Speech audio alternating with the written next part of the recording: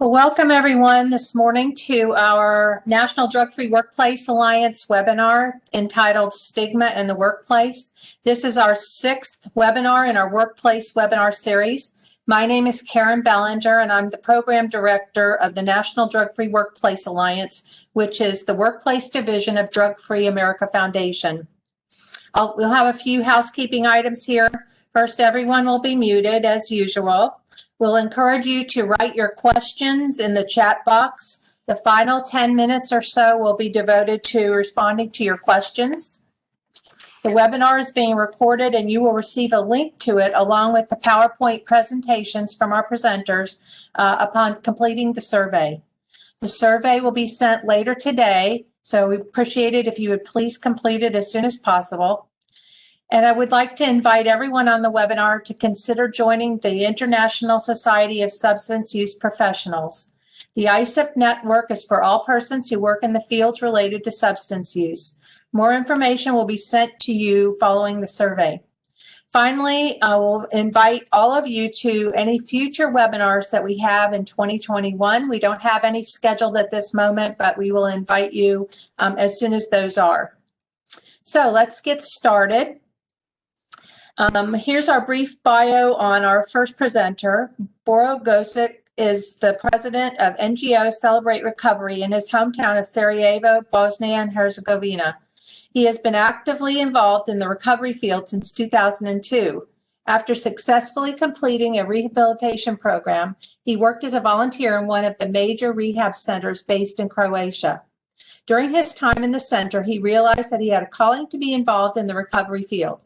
After he moved back to his hometown, he established the NGO Celebrate Recovery with the aim to help individuals and families come out of drug addiction. He is still very active in grassroots activities in his country and region. During the last 10 years, he supported several NGOs and networks in early phases of establishment and was the founder and organizer of several conferences in the addiction recovery field. In 2013, he became the chair of the Recovered Users Network, a unique European platform which represents the rights and voices of recovered users. Furthermore, he's been a part of the global drug policy debate as a representative of recovered users and has been advocating for balanced and recovery-oriented drug policies on the national, European Union, and United Nations levels. Since 2009, he's been the manager and owner at the nursing home for elderly people with more than 80 patients and 20 workers. Some of the workers are recovered addicts. So welcome, Boro, and I'll let you get started.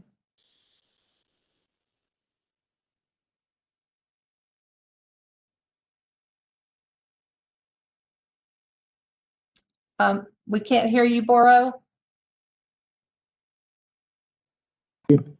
There we go. Is now good? Yes. Thank you, Karen, for your kind invitation and introduction. And really, it's my pleasure to participate on this webinar where we will, me and my friend Aleksandar, who will speak after me, we will try to give some short thoughts and answers on the stigma and what's happening really with the stigma on the workplace within people who are in recovery. I would like to share my screen now. I hope everything will go. Let's see this technology. Is it working? Yes. There we go. Yes. Yeah. Good. Okay. Not to repeat too much, but I'm still working and living in Sarajevo, Bosnia and Herzegovina, to Southeast Europe and Balkan countries, we are calling that. And I'm involved since 2004 in the field of recovery. And with everything what we are doing, we are really trying to help people not only to reduce their drug use, then really to get off addiction and be involved as much as possible into the society. So basically, whatever we are doing inside of our Celebrate Recovery organization, we always try to give an answer on a question: how do we respond when someone asks for help? And this is a big question. If somebody asks for help, if somebody asks for support, big question for us, and the vision that we are trying to follow all the time, is how do we respond when someone asks for help? Basically, the way how we respond will determine the path of those who ask. If we answer them with the hope, if we ask them with the knowledge and pushing them towards recovery process, basically possible, we will have a good results. If we stigmatize them, if we give them answers that it's not possible, then very rarely somebody will achieve their maximum potential. And this is something what I want to start with this presentation. And that's basically how do we respond for those people who are in need. We are trying with the different things to respond on their needs. With a helpline, we are providing help to addict people. We are working with families, which is very important. Working a lot of motivation, resocialization, and try somehow in the local communities to establish some balanced drug policies.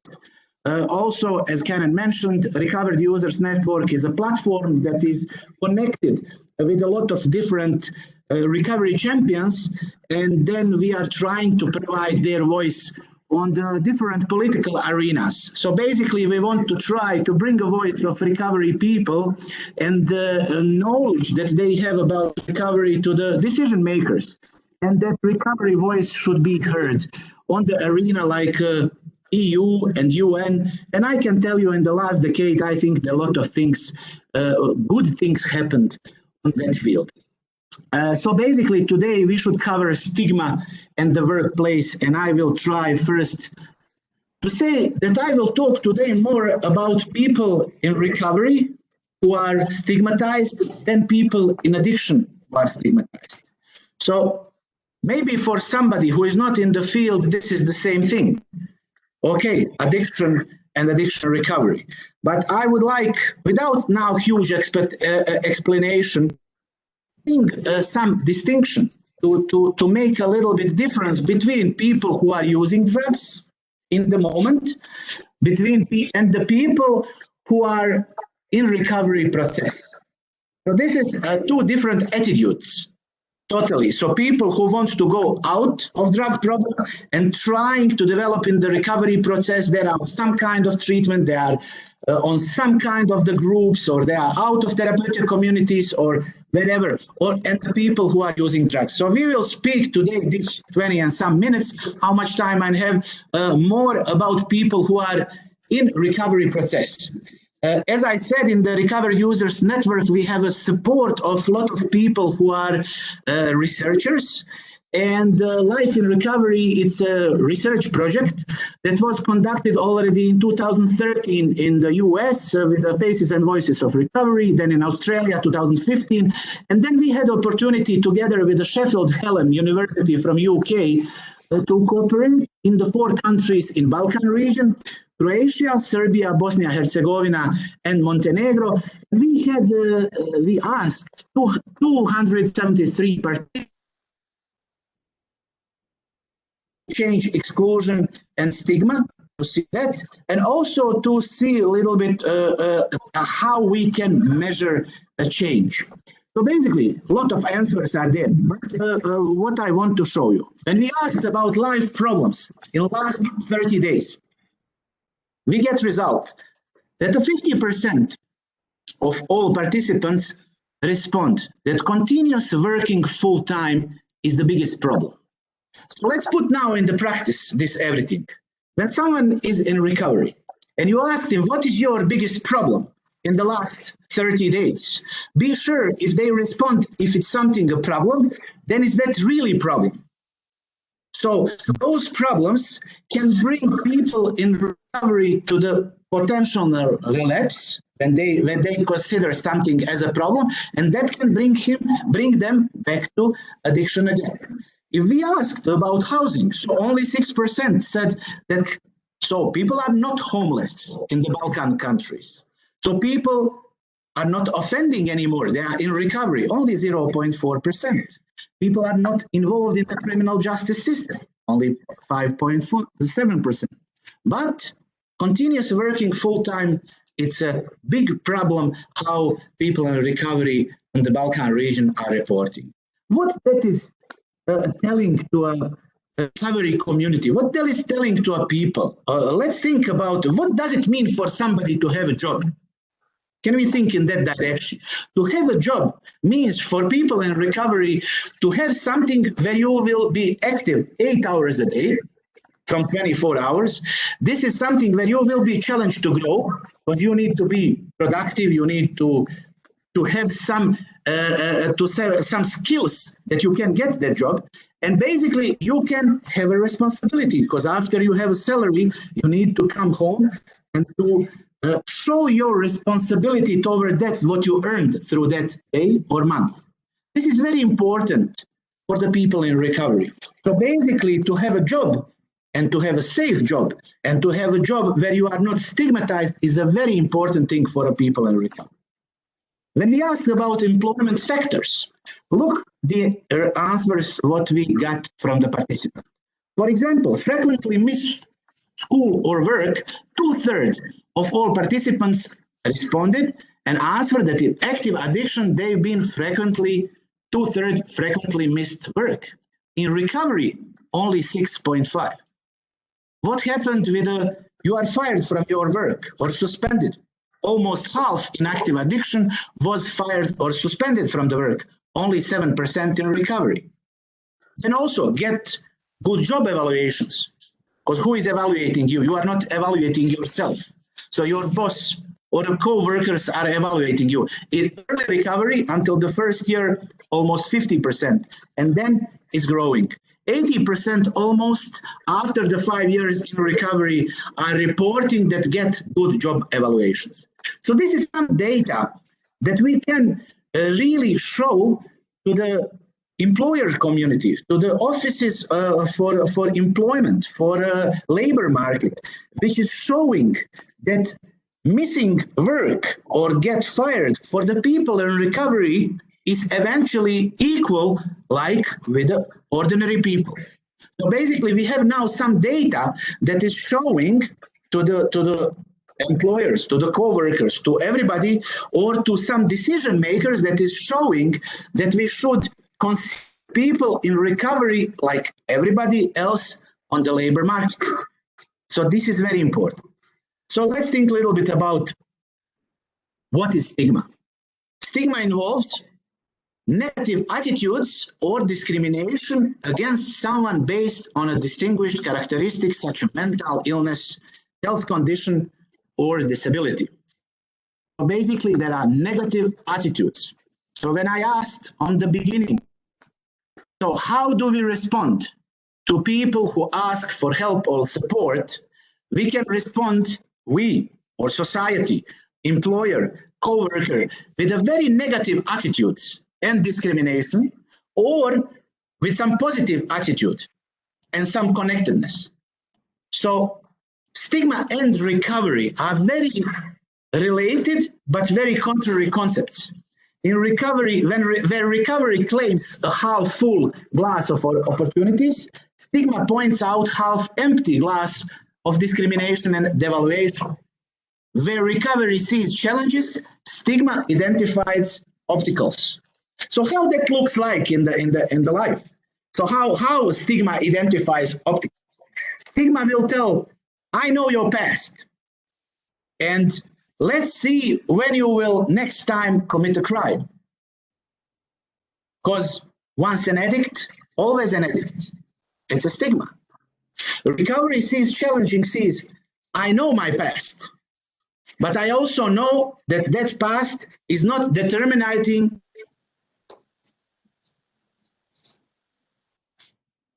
Basically, recovery sees I will use the chance that somebody gave me without that my past is determining me. Basically, when we've been speaking with a lot of people in recovery, what is barrier in your life? What is that? What stops you from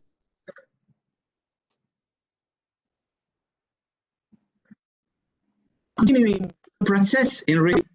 People respond like is an absence of connectedness and potential for fulfillment.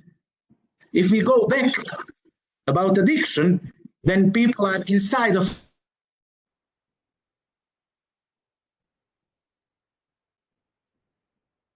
and from my peers with the people who are also struggling in addiction.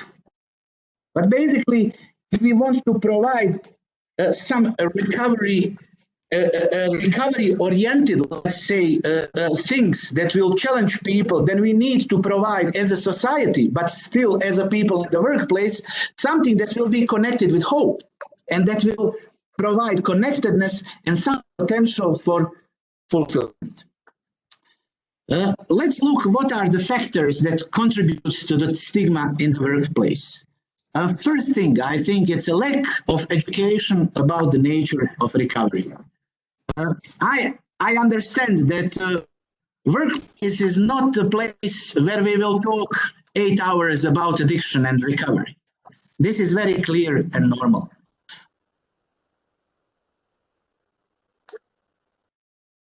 Understanding between not only people who are working somewhere in some workplace, between co-workers about what recovery really is. So what is recovery? Some stage? Is that some process? What does it mean for someone who is in recovery process? What does it mean, that job for them? So that are huge questions. Most of people think recovery is some linear process. You are entering treatment and then you are going out and you attend some 12-step groups and everything is going well. Today you are good, tomorrow you are even better, and then it's going, and then after some years you are perfect. You solve all your problems. Those are expectations, but realities, like it's written from one colleague in this small photo. Reality is that recovery is a process with a lot of up and downs. And this is something that needs to be understood in the workplace. Also, the factors that is contributing to stigma is not knowing anyone with successful recovery story.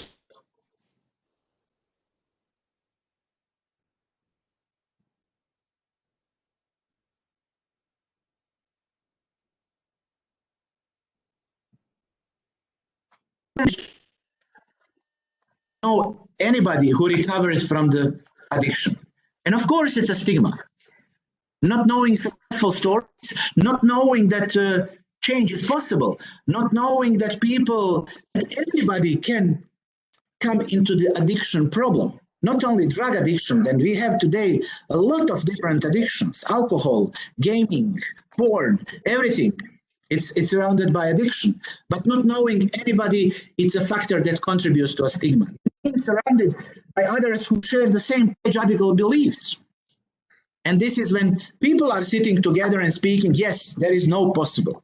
And when you see some new news on some newspaper or some web portals, it's always some negative attitude towards that. We read something about addiction and immediately we give a distance.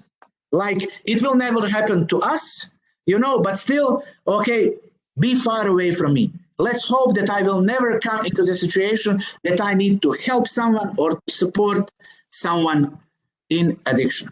And also, people are wanting to believe there are simple solutions to a complex problem. So we know that addiction and addiction recovery, it's a very complex problem.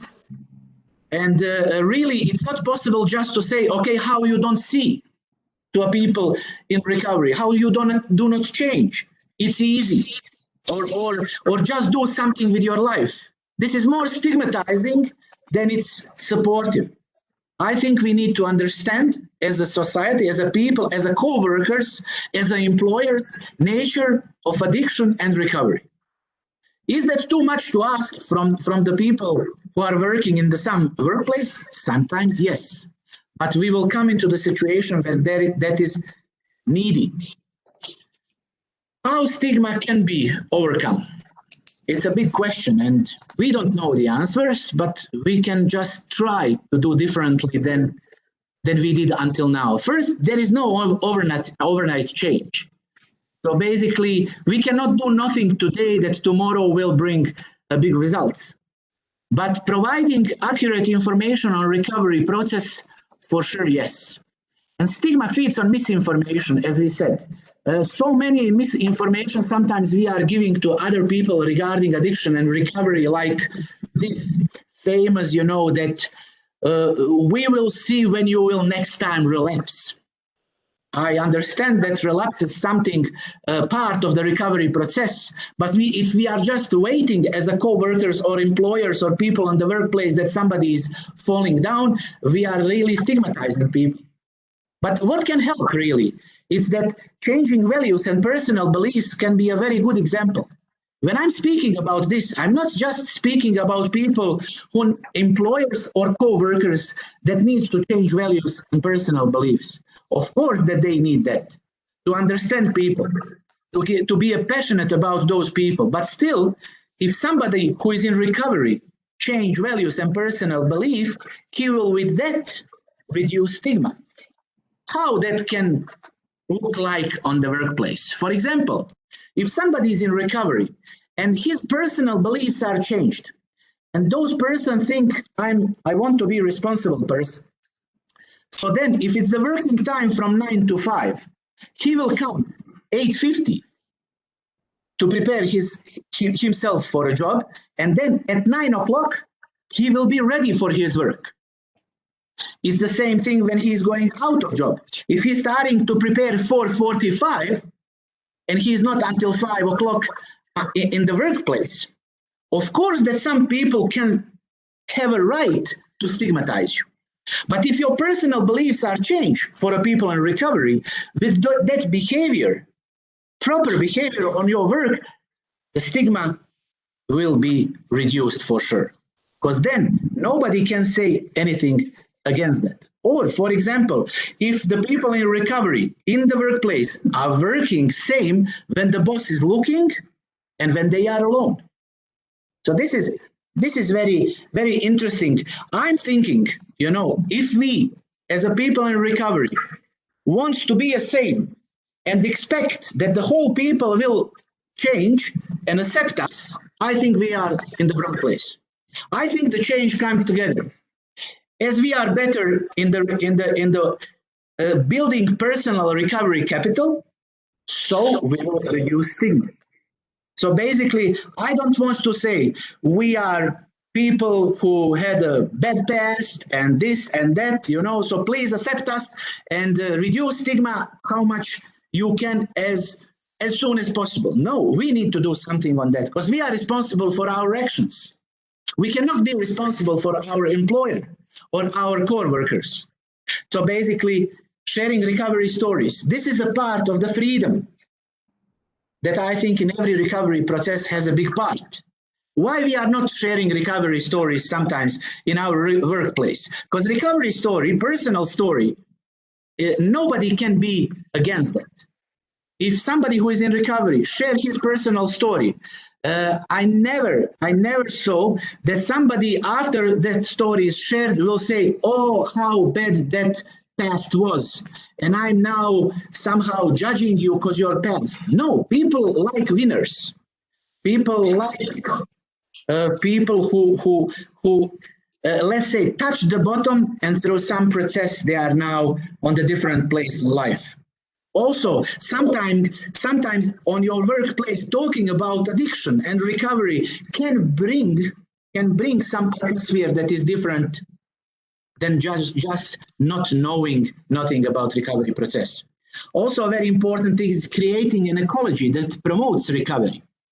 That means that we need to understand, people in recovery needs to understand nature of employers' expectation.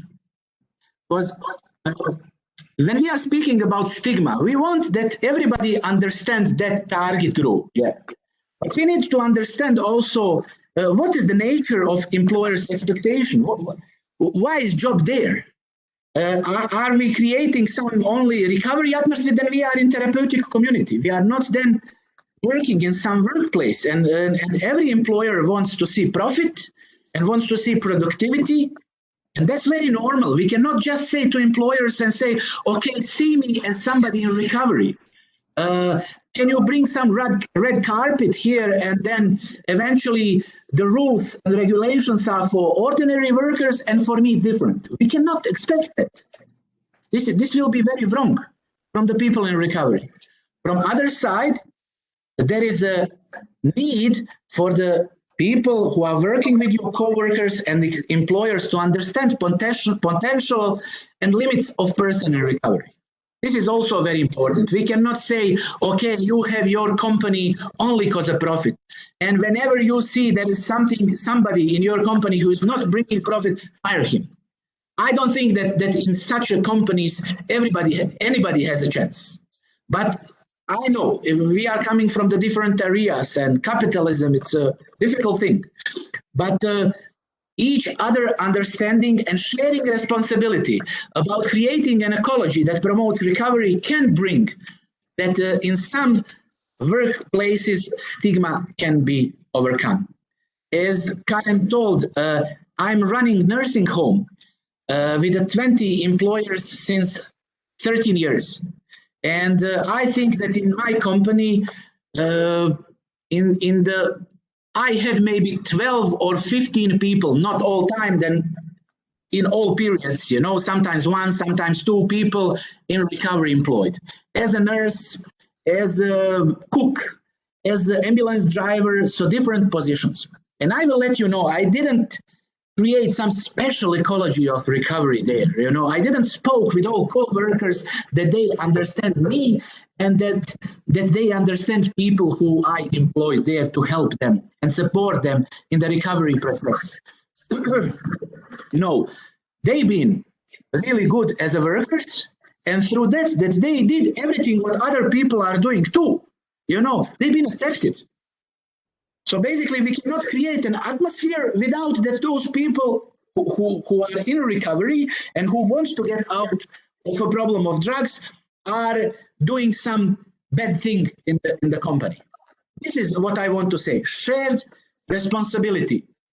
In the workplace, co-workers need to understand what is recovery, employer needs to understand, but also people in recovery need to understand that building personal recovery capital is the most important thing. And when I say recovery capital, and why is that important? Of course it's important. These are values that the people in recovery are gaining through the process, which will then be above all the stigma that can come. Sometimes I'm thinking, you know, there is always some small, we cannot fight stigma until the end, you know, we cannot delete it totally. Always it will be something behind your back. Maybe I'm out of drug problem 18 years ago. Maybe still somebody is on my back talking, you know, Boro and this and that, you know, but that cannot harms me. We are speaking that stigma is harming people in their recovery process and cause that. Because absence of hope, because absence of connectiveness, because stigma is there, they cannot develop. They are not integrated. So basically, there is always it will be stigma around us, but we need with our recovery capital to be above that problems. For example, when you see here human capital, problem-solving capacities. If people in recovery working on their way how to solve problems, then for sure in the workplace, when it comes to some fight, when it comes to some arguments, you will not respond and answer as you responded before, aggressive, without some humility, with bad words. So you will be going down and maybe listen to those people. So those capital, you know, will help you then to reduce stigma, because you will not respond like you've been in the past, because you are continuing and working on your recovery capital and you gain new values or self-esteem that you didn't have when it was before in addiction period. So now people have a self-esteem. So basically, working on recovery capital can reduce stigma, and this is where people in recovery are responsible. Okay, we can be responsible, and people in recovery should gain recovery capital, but still we need some systems that should be created from some governmental or local county, let's say municipalities or whatever, that will create a system where it will be easier to reduce stigma and potentially to employ people. Croatian government is doing one project that is pretty big, and it's taking continuation since 2007. So basically what they are doing, the government started a project for easier education and employment for the vulnerable groups of recovered addicts, which went out from the prison, went out from treatment, or went out from therapeutic community. We have a lot of therapeutic communities in Croatia and Bosnia. So people are going into the therapeutic community, staying 1-2 years, and then going out. So this is for people who finished something in the therapeutic community, and this is opportunity to be employed, to have some knowledge, to have some new education, and to have that what everybody is asking. I need it. I see it as a problem, and this is full continuously problem. They did really a good thing. I will just present some outcomes and some challenges and have some conclusions on that. So basically, significant number of people with addiction are involved in the various forms on education and employment. I didn't want to put any numbers here. It doesn't mean nothing. Croatia is a country with 5 million people and 8,000 people in the services who are taking some treatment. But look this now, completing secondary education, all types of education and trainings. This is also something visible, some good outcome. Then increased development of association that encourage social entrepreneurship. This is something what we could talk a lot about why that happened. And I think Aleksandar after me will talk about that. And also encourage self-employment of people in recovery. This was like a good. For when people ask us, is the self-employment good for the people in the first year of recovery? We will say, please no. So why that happened? It's another story. And also models of cooperation at the local community level have been established. So these are good things that project did. But look this, a lot of challenges, a lack of sensitivity among employers for employing people in recovery. I think 2 years ago on the last conference that Croatian government organized to evaluate this project. They said since 2007, they, I think, held about 50 different sessions. So like open tables where every ministry has sent their participants, Ministry of Health, Social Services, offices for employment, etc., etc. Never, nobody who will represent employers ever come. But look, it was not just employers come there, we will not support you. Employers, so companies, became 6 months free salary and 6 months free paid taxes. Everything, insurances, taxes. So it was not please support the population on the people in recovery without giving them something. It was gave them something, but still they are not interested. Why is somebody not interested in people? When we ask people in recovery, especially in the stable recovery, how do you really feel, about your addiction? People are reporting better than well. Why nobody from employers don't want people who are feeling and about themselves as better than well? So this is stigma. We are not interested as a employer community is not interested about even that will be supported with the money granted. Yeah, the first 6 months, and then in first 6 months you can see what that person is bringing. Is that person okay? Is that not okay? So this is a huge thing. So where we really see how we need to work in which direction. Also, it's a lack of motivation for corporation, individual stakeholders inside of Croatia. Also, lack of sensitivity among the general public for the project. But this is not just for this project. Whatever is connected with addiction and recovery, really publicity is not interested so much. try now in this Corona period to write some text and to send it to a newspaper. Without that, several people died. Nobody will put that text in the media. So, because nobody is interested about addiction and recovery during the COVID-19. It's our thing in the Balkans. And to conclude, I hope it's not more than 20 minutes. I didn't count it. So, employment and importance of personal fulfillment, it's a big thing for the people in recovery. So we need to look about stigma, not only that whole world will change and we need to stay same. It's a shared responsibility. As I said, people in recovery have responsibility. Also, community of employers, people in the workplace, co-workers need to understand, and people in recovery will show with their examples that really, it's very rarely that they are missing the work, that somebody will fire you from the work, and that really you will get a better evaluation of your work if you are staying continuously in the recovery process. Also, national local projects that change the ecology of recovery are very important. And then, you know, if we see more people who have recovered from addiction, I'm sure we will see less stigma. Thank you for inviting me. I hope it was understandable. My English was understandable. I hope that. Thank you very much. Okay. So thank you so much, Boro. That was a very passionate speech there about recovery and stigma and such. So we're going to get right into the next presentation. Have a brief bio here on Aleksandar Zugic. Sorry. I practiced it and it was perfect.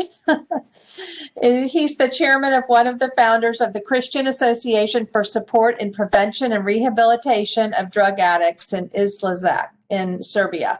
Since 2008, he has been actively involved in providing support for the recovery process from the first call all the way to post-treatment process, resocialization, and reintegration to addicts, recovered addicts, and their families. Since 2013, both personally and through the work of the association, he recognized the need to participate and contribute in the segment of drug policy where he actively strives to strengthen the link between the state institutions and civil society organizations, as well as international cooperation. In his work, he's assisted by a team of associates. He has organized a dozen expert meetings and conferences where the results of current research was presented, as well as examples of good practice in the treatment of addiction. From the beginning, all the time he works on the destigmatization of the addiction diseases and people who struggle with it. This is the reason for holding the large number of public and media appearances, forums, and roundtables at the local, national, and regional level. Based on his personal experience of addiction and firmly adhering to biblical principles, he believes that every person who struggles with addiction deserves a second chance in life. For that reason, he is ready to provide encouragement and support to every person in the recovery process. He's married and has 3 children. So welcome, Aleksandar. Thank you, Karen. Thank you. Thank you very much. And thank you all. Thank you for this invitation and possibility that I can participate in this event. It means a lot to all of us to be somehow to stay connected in some way, especially in this period where definitely we're detached from each other, you know. So I will start sharing my presentation. Let's see how it's going to function. That's good. That's good. And we will go immediately to this slide. As you can see on this slide, this is a slight overview of the topics that we will go through in today's presentation. And first of all, here are some informations about our organization, so you can get acquainted with our work. We'll talk a little bit of social reintegration and employment. Also, here are some key definitions and important elements related to recovery process. Secondly, here are some information and key results of public survey that was conducted last year as a part of our joint project with the Free Balkan Project. Moreover, we'll take a look at a few definitions about social economy as well as the role of social entrepreneurship as a part of recovery process. I believe that this will probably be more interesting for those who come from countries where funding and supporting systems concerning the problem of addictions are not at a sufficiently high level, or we can say that they don't exist at all. Finally, we will discuss the role of social entrepreneurship in a creation and creating of safe setting, especially when we are speaking about employment and stigma. Izlazak is, as you said in my bio, is a Christian charity organization. Association is registered in 2009 on the initiative of the group of people in the recovery. We are present like Celebrate Recovery also on the similar way on the grassroots level, and our primary target groups are people who use drugs and people experiencing homelessness. Since the very beginning of our work, we are engaged in regional networking, and together with Celebrate Recovery and a group of other organizations, we are part of the regional conference that is happening every year in Sarajevo, in Bosnia and Herzegovina, for the last 14 years. From 2013, we are more actively involved in drug policy. We are co-founders of the Recovered Users Network, and because of the absence of supporting system, we are particularly work on the field of employing person with addiction history. Since 2014, we shifted our focus on developing entrepreneurship as an answer to the lack of this mentioned supporting system.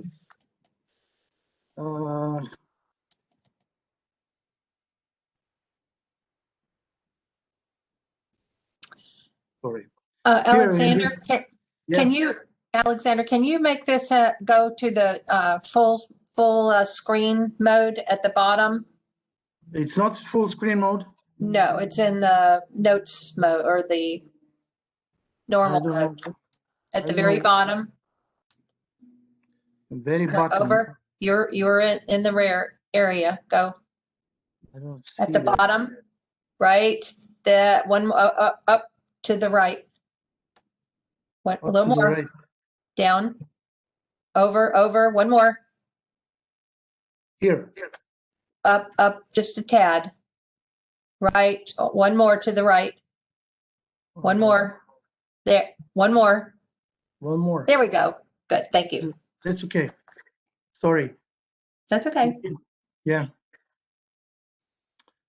As you can see in this AMCDDA Insights, social reintegration and employment, we see a few definitions on purpose and importance of social reintegration.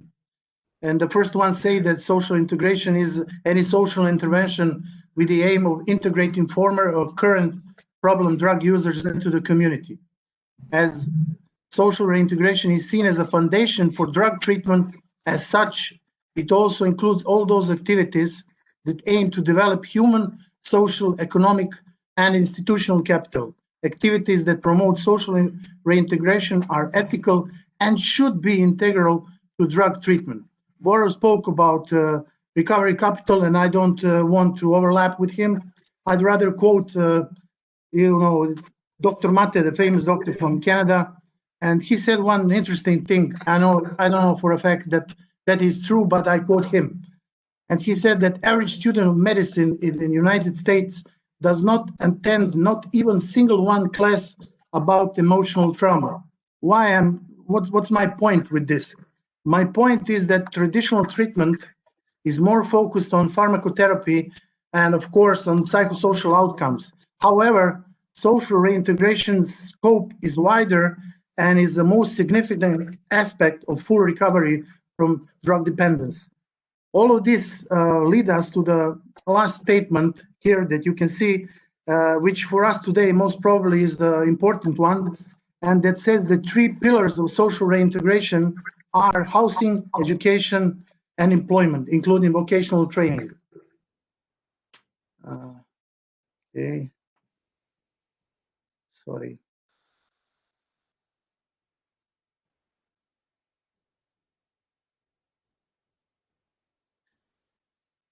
Okay. You should be able to just click it. Yeah, okay, now we are right.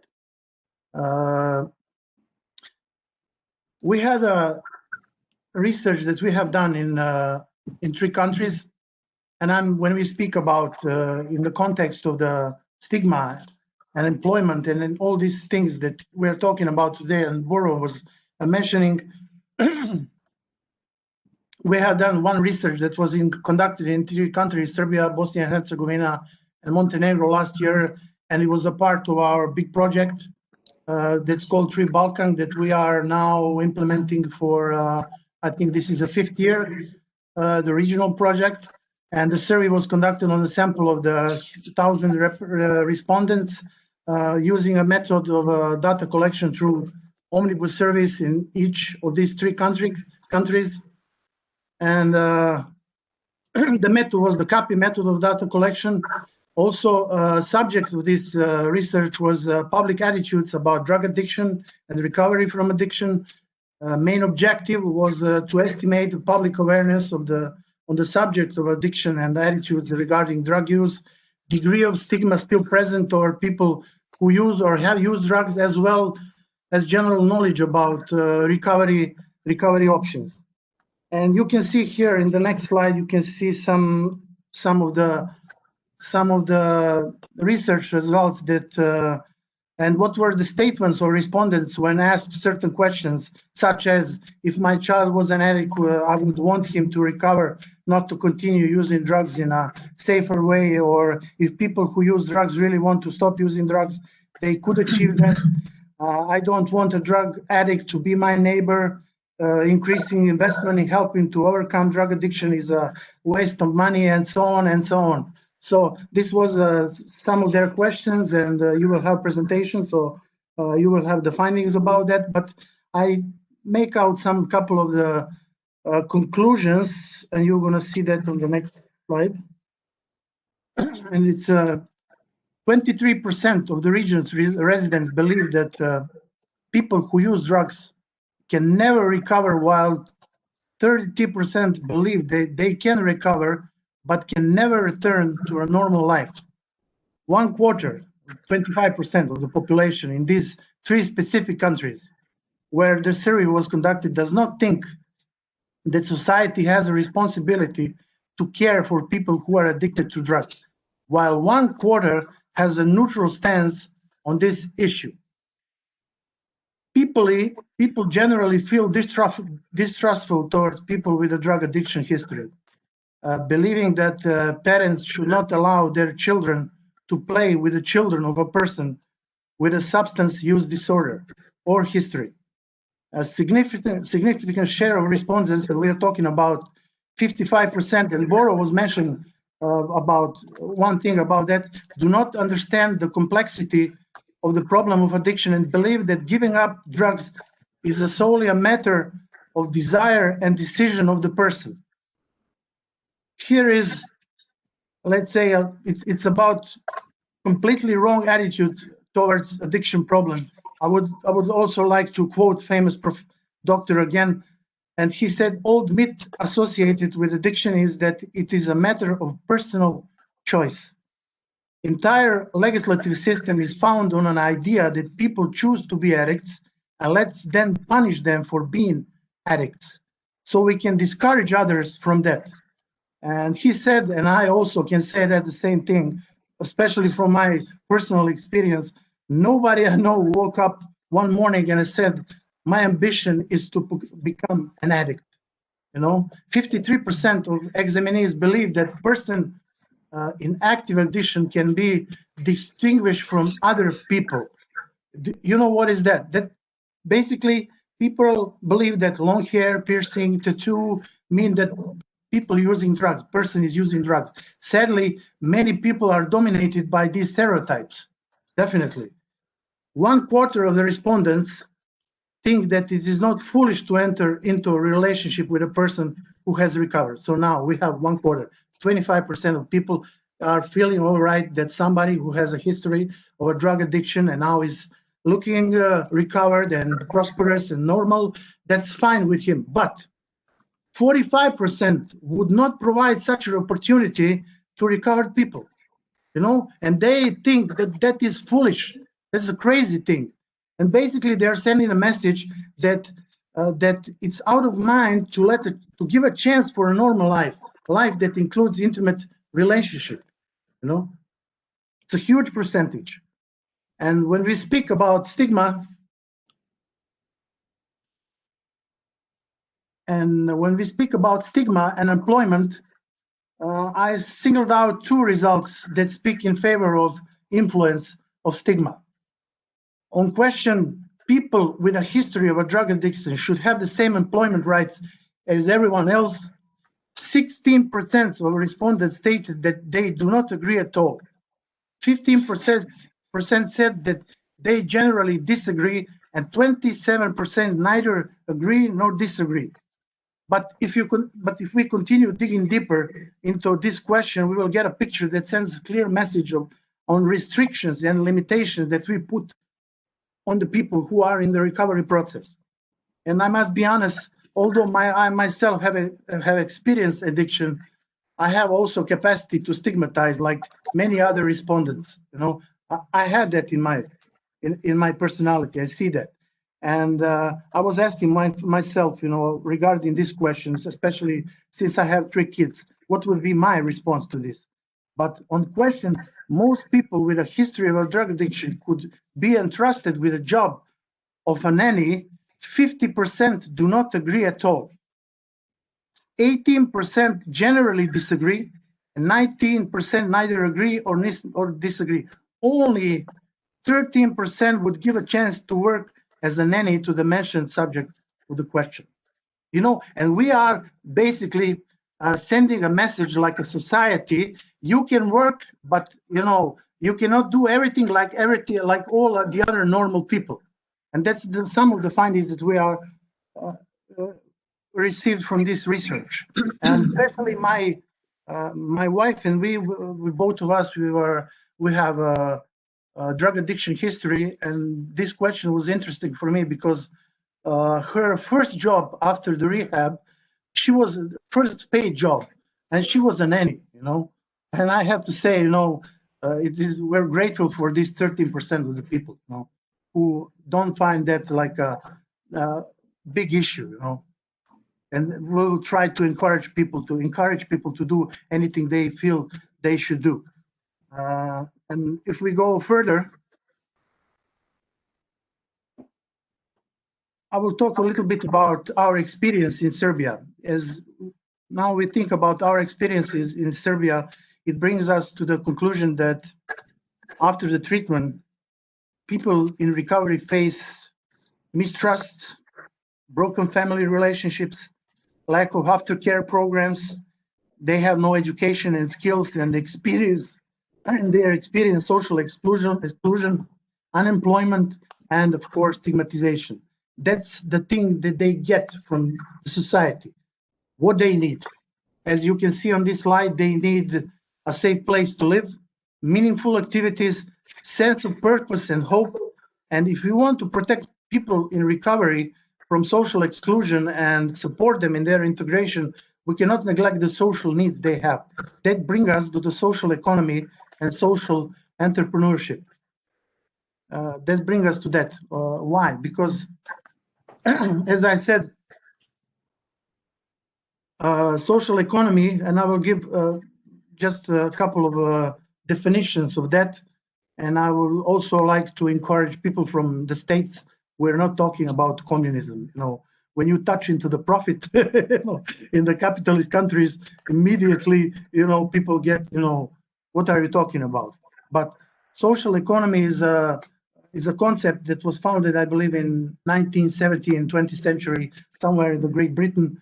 And social economy and entrepreneurship are a broad concepts that comprise several different approaches all with the underlying desire to effect positive change for society as a whole. Social economy organizations traditionally refer to the set of associations, cooperatives, mutual organizations, and foundations whose activity is driven by values of solidarity, the primacy of people over capital, and democratic and participative governance. Most social entrepreneurs have a particular focus on marginalized and exploited populations. Social entrepreneurship implies sustainable economic engagement through the sale of products or services which can cover business costs, including employment salaries. Profits in the social economy do not only serve to increase the assets of individuals, business owners, but are partially or fully invested for purpose such as the employment of people who find it difficult to get a job, development of social and health services, education, environmental protection, cultural community activities, and so on and so on. In line with the mission, that's the important part, in the line with the mission of the organization and the needs of the community or the local community.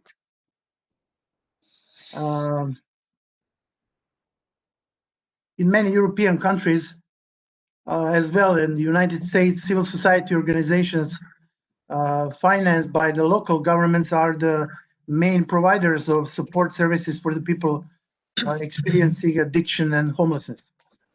But the question is what to do when that is not the case. What to do when there are no support systems that deal with this issue. What to do when both unemployment and stigma are high. I have to say that in one moment in the work of our organization, I mean, in the beginning and after the foundation of our organization, we recognized the lack of a support systems aimed to this target group, both institutional and non-institutional. We have turned to the concept of social entrepreneurship with the aim of basing our social engagement and charitable work on, let's say, sustainable entrepreneurial solutions for the purpose of integration of people who are, because of drug addiction problems in history, disadvantaged, or let's say workers at unfavorable position at the labor market. My colleagues and me at one point, we have decided to give our small, modest, but at that moment it was a pioneering contribution in overcoming this shortcoming in the support system. We have started several businesses and we have started to employ people in recovery. Today, we generate around 60% of our annual budget from this couple of businesses. And I can say our budget is not big. Our budget is not big, but I believe that is very important part and a very encouraging model for a different kind of organization. I believe that through the time we have done the same the impact on other organizations to start to think about this concept and to develop this concept in their everyday work.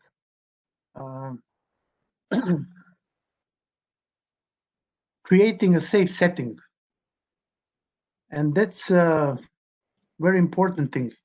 It really matters where we place the ladder. And when you listen, Boro, or me, and especially when we speak about stigma, you know, people can say that we are putting the ladder very high, very high. Last year in Belgrade, we had a first regional forum about recovery and drug addiction, and there were present people for a lot of countries. 180 people were visiting and guests, and one of the guest speakers was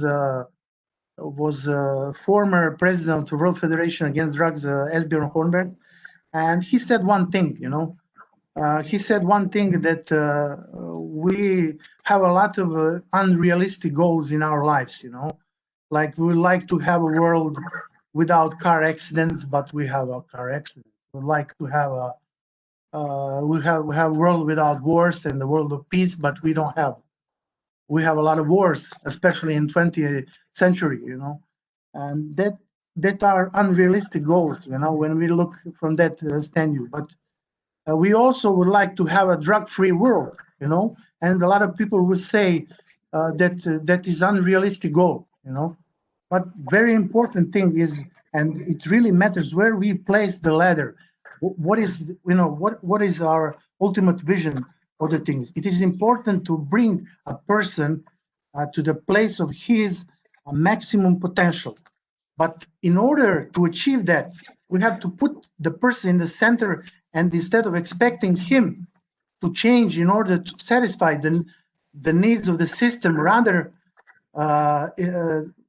we need to create a setting in order to meet the needs of that particular individual. And in our daily work, we're trying to situate, to put a person in the center, to get the best out of his or her potential, to create specific environment and in setting in order to meet the needs of that individual, to find some adjustable way how to help just to him. And also that one important part of that work is peer support. And of course, we try to challenge people, like Boro was also saying about that, how to challenge people how to be responsible in their everyday work. That is really important, especially when we are talking about stigma. Because if we say that we have one of the businesses, we have a moving company, and when we say that we will come on the address at 8 o'clock, we are going to be there at 10 minutes before 8. And if we say that we are going to do something, we are going to do that. And that is important, and that's the way how you decrease stigma in everyday work. That is also important because you learn people how to be responsible regarding their jobs they have, regarding the community in which they're living, and also it's very important, regarding how they manage their incomes they receive. And that's now when I'm opening a lot of some topics and subjects, so we don't have that much time. Basically, we are gradually integrating responsibilities into person's everyday life. And I will give you some just figures, because we are doing a lot of things. We are doing with the homeless people, we are doing with drug addicts. We are also have a helpline, free phone line for drug addicts and their families. Different kind of programs, but one of the things that we are basically famous and pioneers in our country, in some sense, is this. We are doing this program resocialization in the recovery process, and in this last 10 years, 74 people participated in resocialization programs. 45 of them are in the process of stable recovery with more than 5 years of steady employment. We're talking about steady employment, healthy social ties, family, and so on and so on. Also, 9 of them are in the recovery process for 2 to 4 years. And I also have some other figures. My point is that if you put a person in the center and try to respond to his needs, their social needs, his needs that he with incomes, housing, and everything, you gave him a good how to say that, you gave him a place that he can start with and go further in his life with some good foundation. Also, I have to say that I put this about the homeless people.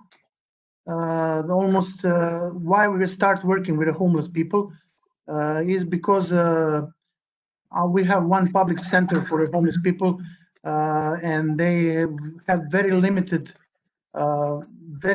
place and capacities. They have only around 100 beds for the homeless. It's some kind of a shelter.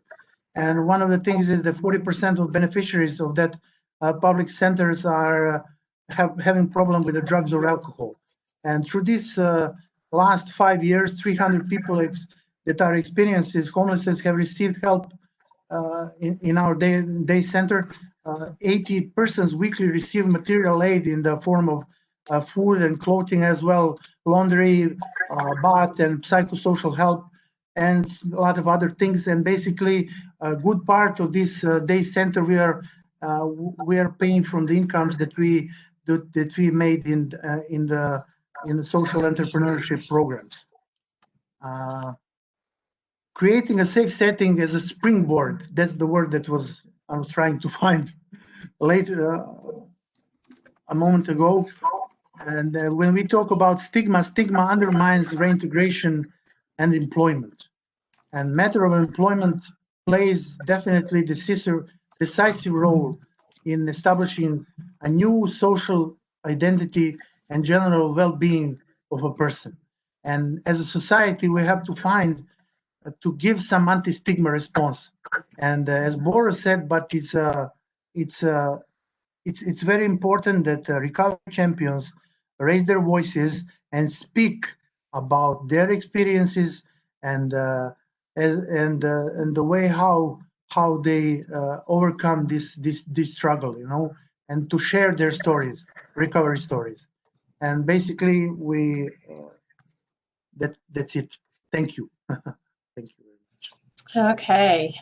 Well, thank you so much. We have gone over a little bit, about 6 minutes here, but that's okay. Does anyone have any questions? I don't have any that have been put in the chat box. So I will, since we are over, if anyone has any questions, please let me know. Let's see. So, okay, Susan, that we will be emailing the survey to you a little bit later as soon as we get the recording and such from the webinar. So everything will be sent out by completing the survey.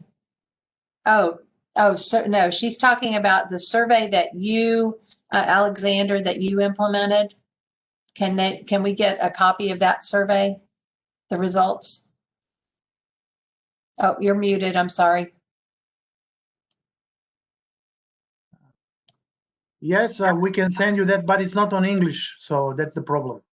I mean, yeah, that's the problem because not on English. So, but I have this. Some of the findings are here in this presentation, but in some next period we can translate. Okay. We can translate that. Yeah. Well, Susan says she can translate it, so that's good. So if you want to forward that to me, and then I'll send it on to those that want it. Yeah, we'll send you. Yeah. Okay, very good. Okay, well, I'm just going to go ahead and close this out, and thank you so much, both of you. Obviously, from some of the comments is that this is such a needed conversation that we have, and I believe we may be reaching some people who know this, but they still think that this is important to talk about on a regular basis. So perhaps we can do something additional in the future on this topic.